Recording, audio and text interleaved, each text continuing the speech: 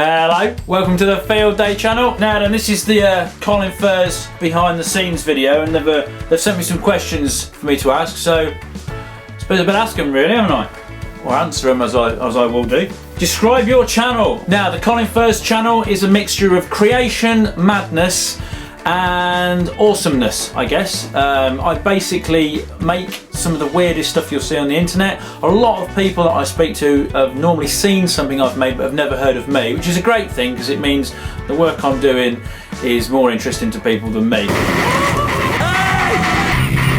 So, world records, fastest mobility scooter, fastest pram, I've made a wall of death on them things that you ride a bike around on the inside. Got like Wolverine claws, I've got magnetic shoes for walking on the ceiling. If you can think of anything odd and strange, then I may have thought of it and made it. And also, if you have thought of anything odd and strange and I haven't made it, maybe you should tell me. And on to the other question. My first breakout video. I would say it was the Wall of Death. Now this is way back in 2006. Back then, like the top YouTuber in the UK had about 30,000 subscribers. YouTube, they put it on their front page. It got like 100,000 views or something in a week, which back then was like probably classed as a viral video. And I went from like 100 subscribers to like 3,000 subscribers. So that was like, whoa. It wasn't until the world's fastest mobility scooter when I took it out in the snow.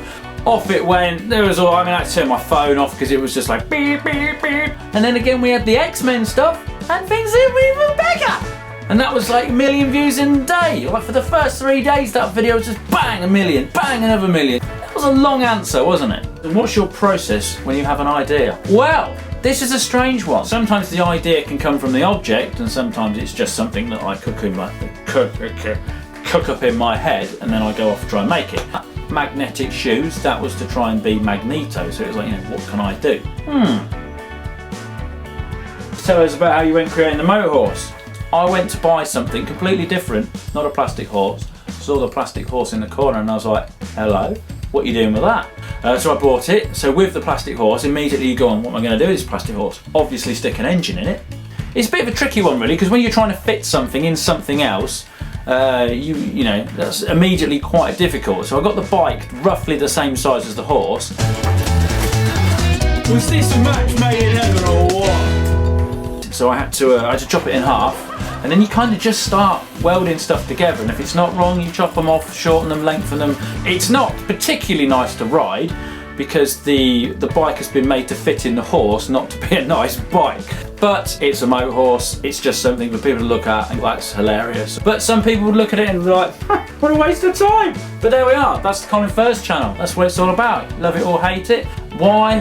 Why has he done that? Who knows? Tell us something that Colin Furze fans don't already know. The one thing that people do tend to get shocked at is when they come in the shed, it's not actually that big. Most people when they walk in and go, oh, I thought it was bigger. No, it's not very big. It's about 6 meters by about 3.5 meters, which is big for a shed. That may be something you don't know. This shed is not that big. It's not the most interesting of facts, I'll be honest, but you know, I'm 35, nearly 36. Most people think I'm younger. What else? What else could we think of? I don't know why I'm looking at the ceiling. What possible inspiration can I get from the ceiling of things you might not know? No, nothing. There we are, but in the meantime I'm going to sit on this lovely 70s back seat I found in a skip. Quite nice, isn't it? It is quite nice, Colin. Hello, Bridget from Field Day here. Don't you love watching Colin's sheer awesomeness? Click here to watch him challenge the Knights of Middle England on his motorhorse in a Monty Python-esque quest to become Lord of the Internet. And if you already caught Colin's Field Day, watch again knowing he spotted that little plastic horse in the corner and transformed it into a mighty stallion made for jousting. See you next week.